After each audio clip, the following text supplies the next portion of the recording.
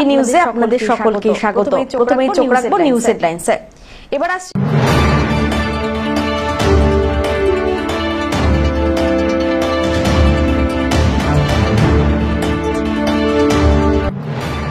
Cement বোঝাই ট্রাকের ধাক্কায় 4 বছরের শিশুর মৃত্যু, এলাকায় উত্তেজনা।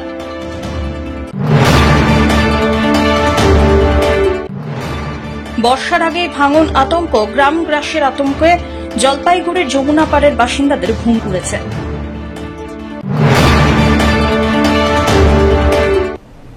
এবার আসছে বিস্তারিত সংবাদে। শিশুকে রাস্তায় পিষে দিল সিমেন্ট বোঝাই ট্রাক। শনিবার এই ঘটনাকে কেন্দ্র করে ব্যাপক উত্তেজনা ছড়ায় জলপাইগুড়ির ৭৩ মোড় সংলগ্ন নয়াপাড়া এলাকায়।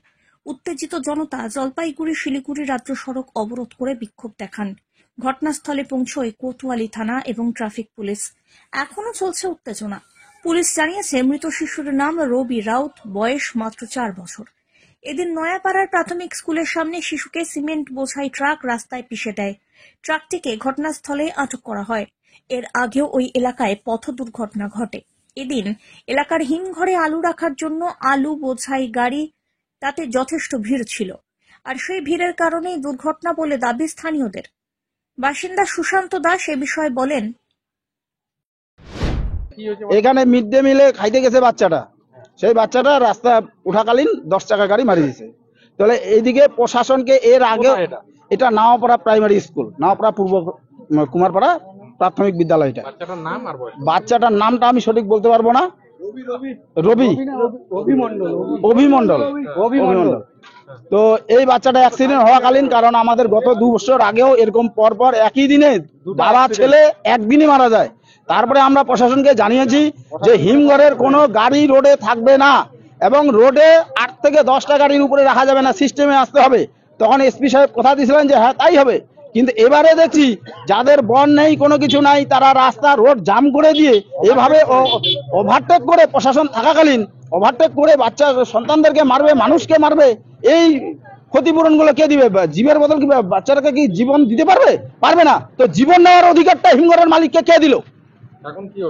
এখন কথা হচ্ছে প্রশাসনের সাথে এটাই কথা হলো যে যদি উনারা রোডে 1 নাম্বার গাড়ি রাখা চলবে না, সিস্টেমে আসতে হবে এবং প্রশাসনকে দায়িত্ব নিয়ে গোটা রোডই প্রশাসনকে যদি রাখতে পারে তবেই আমরা আলুর গাড়ি 8-10 টাকা করে রাখতে দিব, নচেত আমরা দিব না। অন্যদিকে স্থানীয় নয়াপাড়া জুনিয়র স্কুলের শিক্ষক অভিজিৎ দাশগুপ্ত বলেন, ঘটনাটা হলো আমরা তো স্কুলে ঘরেই বসেছিলাম, হঠাৎ করে একটা আওয়াজ হলো। হওয়ার পরে আমরা বাইরে গিয়ে দেখতে পেলাম যে একটা ছোট বাচ্চা, 4 বছর বয়স হবে আনুমানিক। আমরা প্রতিদিনই দেখি, মাঝে মাঝে আসে এই মাঠে খেলাধুলা করে। তা এখন এই আলুর সময় হওয়াতে বেশিরভাগই সবাই আলু তুলতে ব্যস্ত থাকে। তা ওর মায়ের সাথে আলু আনতে গেছে, আলু তুলতেই গেছিলো। হঠাৎ করে ওর হাতে হয়তো কিছু পয়সা ছিল, সেই পয়সা নিয়ে রাস্তাটা পার করে ওই দোকানে যেতে চায়।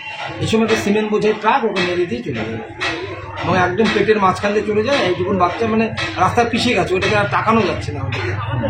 এখন পর্যন্ত রাস্তা অবরোধ চলছে এবং এইটা প্রথম নয়, এর আগেও 3-3টে বাচ্চা এই রাস্তায় এভাবে মারা গেছে। 2 বছর 2টো বাম আছে, কিন্তু বামগুলোকে কোনো অবস্থাতেই কোনো গাড়ি পাত্তাই দেয় না, একদমই পাত্তা দেয় না। তারা প্রচণ্ড গতিতে এখান থেকে গাড়িগুলো চলাচল করে। বিশেষ করে আমি সবাইকে বলবো এবং আমাদের প্রশাসনকেও বলবো এবং আমাদের যে যারা আমাদের জনপ্রতিনিধি আছে তাদের বলবো, আমাদের স্কুলের সামনে একটা গার্ডওয়ালের প্রাচীরের প্রয়োজন হয়। প্রাচীরটা হলে পরে অন্ততপক্ষে আমাদের বাচ্চাগুলো একটা সেফ জোনে থাকবে। সিপিএম জেলা সম্পাদক পীযূষ মিশ্র খবর পেয়ে ঘটনাস্থলে পৌঁছন। তিনি বলেন, হিমঘরের সামনে নিরাপত্তার জন্য জেলা প্রশাসনকে দাবিপত্র তুলে দেওয়া হয়, পুলিশ কোনো ব্যবস্থা নেয়নি।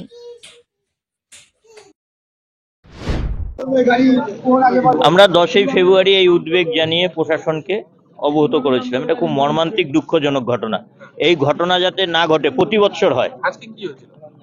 একটা মিড ডে মিল, একটা পাশে school time mid day meal নিতে আসবে। এটা ব্যস্ততম শহর, এটা হচ্ছে জলপাইগুড়ি, হলদিবাড়ি, শিলিগুড়ির সবচেয়ে ব্যস্ততম শহর। এই শহরে হচ্ছে হিমঘর রয়েছে। হিমঘর সম্পর্কে আমরা বলেছিলাম প্রতিদিন কয়টা আলুর গাড়ি ঢুকবে সে সম্পর্কে প্রশাসনকে নির্দিষ্ট করতে হবে। 15 দিন না, হিমঘর 1.5 মাস খোলা থাকবে।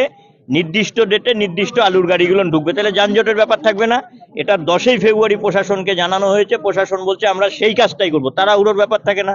তা অযথা ভিড় বাড়ায় হচ্ছে প্রশাসনের নীতি, প্রশাসনের নিয়মের কারণে অযথা ভিড় বাড়ছে। পুলিশ প্রশাসনের যা জিনিস একটু সংযত হতো তাহলে বাচ্চাটা প্রাণ যেত না। বলে আজকে বাচ্চাটা মিড ডে মিলে এসছে, এই যে দেখুন একটা মর্মান্তিক ঘটনা, দুর্ঘটনা ঘটেছে, এই ঘটনাটা ঘটেছে, এটাই ফলে বাচ্চাটা মারা গেছে। এটা খুব খারাপ জিনিস। একটা বাচ্চা যে বাচ্চাটা একটা পথ শিশু, স্কুলের শিশু মারা গেছে। বর্ষার আগেই ভাঙন আতঙ্ক, গ্রাম গ্রাসের আশঙ্কায় জলপাইগুড়ির যমুনা পাড়ের বাসিন্দারা। ঘটনার খবরে উদ্বিগ্ন জলপাইগুড়ি জেলা পরিষদ।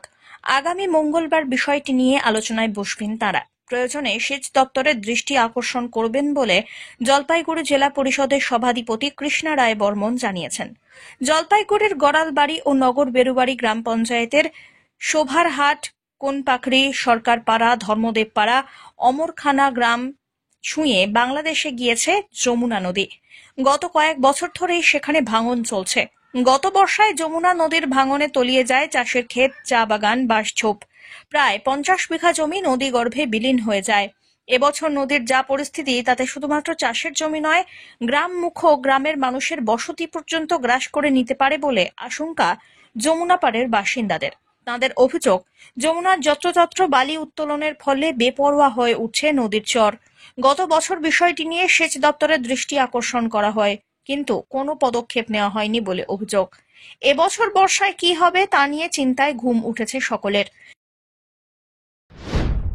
এটা তো সত্যি অনেকটা ক্ষতি, কারণ এখানে আমাদের নিজস্ব ছাড়াও আরো গ্রামের প্রায় সব মিলে 40 থেকে 50 বিঘের মতো জমি রয়েছে নদী লাগোয়া, যেটা প্রতি বছর ভাঙতে ভাঙতে ভাঙন এতটাই বেড়ে গেছে যে প্রায় জমি নদীগর্ভেই চলে গেছে বেশিরভাগটাই।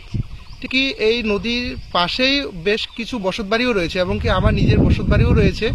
ভাঙতে ভাঙতে এতটাই কাছে এসছে যে আমার নদী থেকে আমার বাড়ির দূরত্ব প্রায় 10 থেকে 15 মিটার। মানে আর দু এক বছরের মধ্যে এটা হয়তো পুরোটাই ভেঙে যাওয়ার একটা সম্ভাবনা থেকেই যাচ্ছে। এখানে আমার নিজস্ব প্রায় 5 থেকে 7 বিঘা জমি চলে গেছে।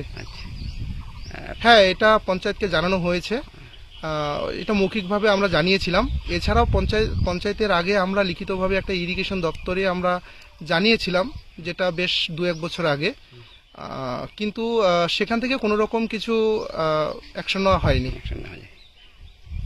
আমরা চাচ্ছি এটা একটা সমাধান হোক, যে ভাঙনটা যে প্রতি বছর যে একটু একটু করে ভেঙে যাচ্ছে সে ভাঙনটাকে যেন রোধ করা যায়, এবং আমাদের এখানকার যে স্থায়ী বাড়িগুলো রয়েছে, বসত বাড়ি বা এখানকার যে বাগান বা বিভিন্ন ধানি জমি যেগুলো রয়েছে সেগুলোকে যেন আমরা রক্ষা করতে পারি। এখানে অনেকেরই প্রচুর পরিমাণে ক্ষতি হচ্ছে, তাতে চা বাগান চলে যাচ্ছে নদীগর্ভে, বাঁশ বাগান চলে যাচ্ছে এবং আবাদি জমিও চলে যাচ্ছে। আর সব থেকে বড় কথা, আমাদের এখানে নদীর পাশেই 2 দিকে 2টা মন্দির আছে স্থায়ী। একটা হচ্ছে বারুণী মেলা, এই বারুণী মেলার মন্দিরের একদম মাঠের মধ্যেই প্রবেশ করছে নদী। যে কোনো মুহূর্তে আমাদের এই মন্দিরকে নদীগর্ভে নিয়ে যাবে, আমরা এই নিয়ে খুব দুশ্চিন্তায় আছি।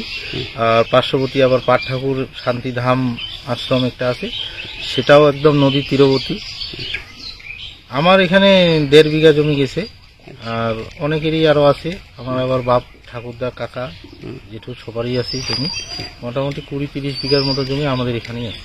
হ্যাঁ, এর আগে আমরা বহুবার জানাইছি, বলতেছে আবার উপরে জানাবি, কোনো সুরাহা হচ্ছে না। আমরা চাচ্ছি এখানে বোল্ডার সোলিং দিয়ে স্থায়ী কোনো সমস্যার সমাধান যদি সেচ দপ্তর থেকে করা হয় খুব ভালো হয়। যমুনা নদী তো প্রায় অনেক বছর আগের থেকেই সে অনেক চা বাগান, তারপরে জমি, মানুষের বসত বাড়ি, এগুলো তো ভেঙে ভেঙে শেষ হয়ে যাচ্ছে। এবং কি একটা পাশে বসত বাড়ি আছে, ওটাও প্রায় বাড়ির কাছাকাছি চলে আসছে। তো এটা নিয়ে তো দেখুন আশেপাশে জনগণ এসে বলতেছে, তো আমি এটার একটা ব্যবস্থা উপর মহলকে জানাতে চাই, এবং যাতে এটা নদীর এসে বোল্ডার দিয়ে বাইধে দেওয়া হয়। প্রায় 10-15 বিঘা তো হবেই। 10-15 বিঘা এলাকার মধ্যে পড়ে। এটা যমুনা নদী, এটা বেরুবাড়ি অঞ্চল এবং কনপাকড়ি গোড়ালবাড়ি অঞ্চলের মাঝামাঝি জায়গায় পড়ে।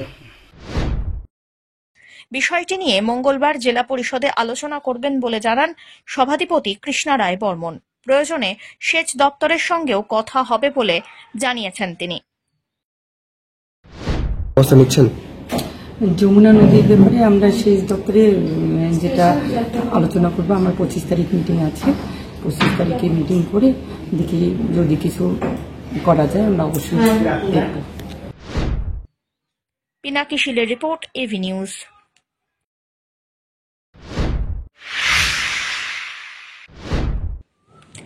চলছে পবিত্র রমজান মাস। ধর্মীয় নিয়ম অনুযায়ী রমজান মাসে সারাদিন উপবাস থেকে বিকেলবেলায় ইফতার পালন করেন সংখ্যালঘু সম্প্রদায়ের মানুষ। শুক্রবার জলপাইগুড়ি পুরসভার 25 নম্বর ওয়ার্ডের পরেশ মিত্র কলোনি এলাকায় ফ্লার্ট সেন্টারে কাউন্সিলর পৌশালী দাসের উদ্যোগে ইফতার পার্টির আয়োজন করা হয়। এদিন এলাকার সংখ্যালঘু সম্প্রদায়ের মানুষরা ইফতারে অংশগ্রহণ করেন। কাউন্সিলর পৌশালী দাস জানিয়েছেন, পবিত্র রমজান মাস চলছে, সেই উপলক্ষে ওয়ার্ডে বিশেষ ইফতার পার্টির আয়োজন হয়েছে। ধর্ম যার যার, উৎসব সবার। আজ পবিত্র রমজান মাস চলছে, সেই উপলক্ষে আমরা ওয়ার্ডে আমাদের মুসলিম ধর্মাবলম্বী যারা আছেন ভাই বোনেদের নিয়ে আমরা একটি ইফতার পার্টির আয়োজন করেছিলাম। আমাদের নেত্রীর নির্দেশ অনুযায়ী আমরা সর্বধর্মে বিশ্বাসী, আমরা সব ধর্মই পালন করি। যেরকম আপনারা দেখেছেন, আমরা 25 নম্বর ওয়ার্ডে আমরা যীশু খ্রিস্টের জন্মদিন উপলক্ষে আমরা ক্রিসমাসের উৎসবও পালন করি, আমরা হোলি উৎসবও পালন করি এবং আমাদের যেরকম আমাদের আগামীতে আমরা আমাদের হনুমান জয়ন্তী আসছে, হনুমান জয়ন্তী আমরা মহাসাড়ম্বরে পালন করব। আমাদের ক্ষুদ্র প্রয়াস, আমাদের 25 নম্বর ওয়ার্ড কমিটির তরফ থেকে আমরা ওয়ার্ডে একটা ইফতার পার্টি আয়োজন করেছিলাম। সবাই এসেছিল এবং খুব ভালোভাবে আমাদের অনুষ্ঠানটি হয়েছে। 25 নম্বর ওয়ার্ড কমিটির উদ্যোগে তৃণমূল কংগ্রেস পরিবারের পক্ষ থেকে এই উৎসবটি আজকে আয়োজন করা হয়েছে। পিনাকি শীলের রিপোর্ট, এভি নিউজ।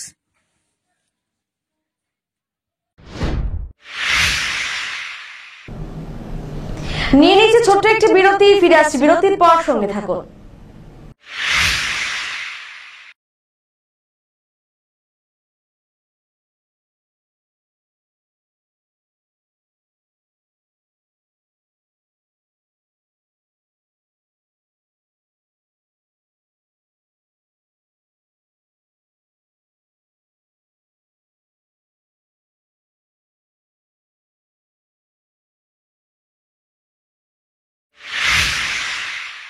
এখন বিশেষজ্ঞ চিকিৎসকেরা নিয়মিত বসছেন লাইফলাইন উকিলপাড়া জলপাইগুড়িতে।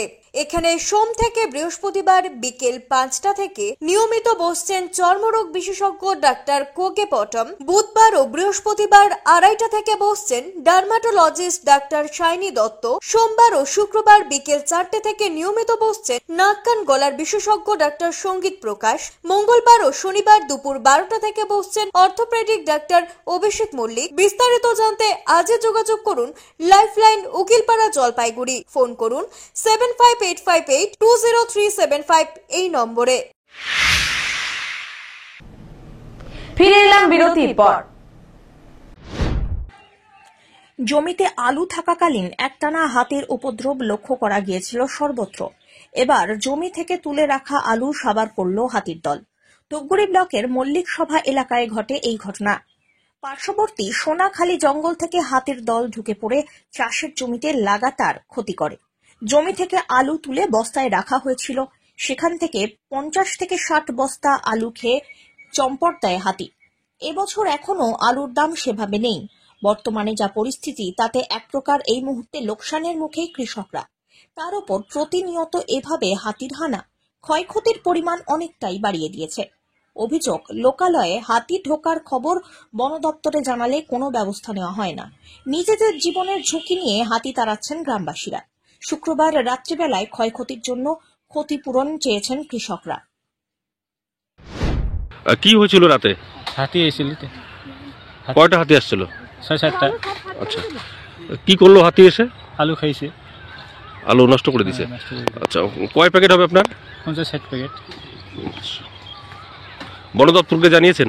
না, ওর মধ্যে জানালে আসে না, ওরা জানানোর পরেও আসে না? আসে না। আচ্ছা, মানে এর আগেও ক্ষতি করছে? হ্যাঁ করছে, আসে না। আসে নাই। এই যে এমনিতে আলুর দাম নেই, তারপরে এই যে হাতি ক্ষতি করলো, কতটা আপনারা ক্ষতির সম্মুখীন হলেন? অনেকটা ক্ষতির সম্মুখীন হলাম।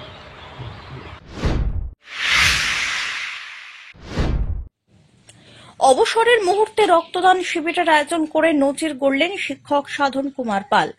মাথাভাঙা ২ নম্বর ব্লকের ঘোকসাডাঙ্গা প্রামাণিক উচ্চ বিদ্যালয়ে শনিবার দুপুরে অনুষ্ঠিত হয় রক্তদান শিবির। এদিন প্রায় ৩৫ জন শিবিরে অংশগ্রহণ করেন। উপস্থিত ছিলেন বিদ্যালয়ের প্রধান শিক্ষক সহ বিদ্যালয়ের প্রাক্তনী এবং বর্তমান ছাত্রছাত্রীরা। কোচবিহার এনজেন মেডিকেল কলেজের ব্লাড ব্যাংকে রক্ত জমা হবে বলে জানা গিয়েছে। এদিন রক্তদান করলেন বিদ্যালয়ের প্রধান শিক্ষক সুদীপ কুমার চক্রবর্তী সহ অন্যান্য বেশ কিছু শিক্ষক। আমি তো প্রায় 18 বছর এই বিদ্যালয়ে হয়ে গেল। প্রাক্তন ছাত্র অভিভাবক মিলে একটা অনেক বড় পরিবারের সাথে আমি যুক্ত হয়ে পড়েছি। অবসরের সময় আসলে একটু নস্টালজি আমাকে পেয়ে বসেছিল। মনে হচ্ছিল সবার সাথে যে দেখা সাক্ষাৎ হয় বিদ্যালয়ের প্রাঙ্গণে, এটা আমার মনে যাওয়ার সময় আমার একটা বড় প্রাপ্তি হবে, এটা আমার মাথায় ছিল। স্কুল থেকে দীর্ঘদিন ধরে রক্তদানের একটা আয়োজন করার মতন একটা ভাবনা চিন্তা হচ্ছিল। দুটো ভাবনা একসাথে হয়ে গেছে, তারই ফসল হচ্ছে আজকের রক্তদান শিবির। প্রচুর প্রাক্তন ছাত্রছাত্রীরা এসছে, তারা স্বেচ্ছায় রক্ত দিচ্ছে, এটা আমি মনে করি অনেক বড় ব্যাপার। বিশেষ করে স্কুলের মধ্যে রক্তদান শিবির, স্কুলের প্রধান শিক্ষক আজকে রক্তদান শিবির রক্ত দিচ্ছেন, মাস্টারমশাইরা দিচ্ছেন। স্কুলের ছোট ছোট ছেলেমেয়েরা বিশেষ করে এর থেকে প্রেরণা পাবে, ফিউচার ডোনার্স এখান থেকে তৈরি হবে। এটাও কিন্তু আমার এই আয়োজনের পিছনে একটা অন্যতম উদ্দেশ্য ছিল, যে স্কুলে হোক অন্তত ভবিষ্যৎ নাগরিকরা, তারা শিক্ষক তারা জানুক যে না রক্ত দেওয়া যেতে পারে, তাতে কোনো ক্ষতি হয় না। আসলে সবাই যদি স্বেচ্ছায় রক্তদান না করে তাহলে কিন্তু আগামী দিনে একটা ভয়ঙ্কর সংকট তৈরি হবে। রক্ত কিন্তু এখনো মানুষ সেইভাবে বানাতে পারে না, কৃত্রিমভাবে রক্ত বানাবে সেটা কিন্তু এখনো সম্ভব হয়। সেই জন্য রক্তদানের মাধ্যমে একমাত্র আমরা আগামী ভবিষ্যৎ একটা সুস্থ সমাজ গড়ে তুলতে পারি। সব্যসাচী মজুমদারের রিপোর্ট।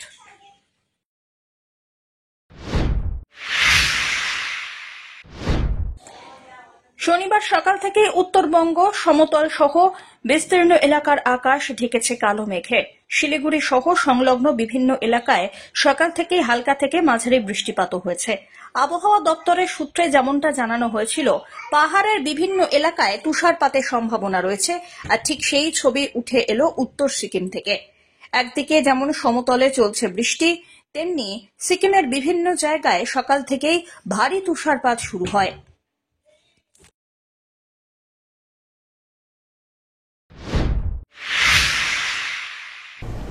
শেষ করবার আগে নিউজ হেডলাইন্স আরো একবার।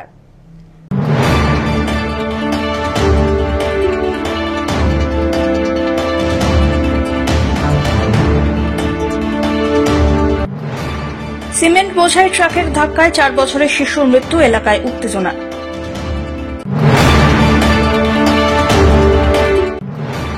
বর্ষার আগে ভাঙন আতঙ্ক, গ্রাম গ্রাসের আতঙ্কে জলপাইগুড়ির যমুনা পাড়ের বাসিন্দাদের ঘুম উড়েছে।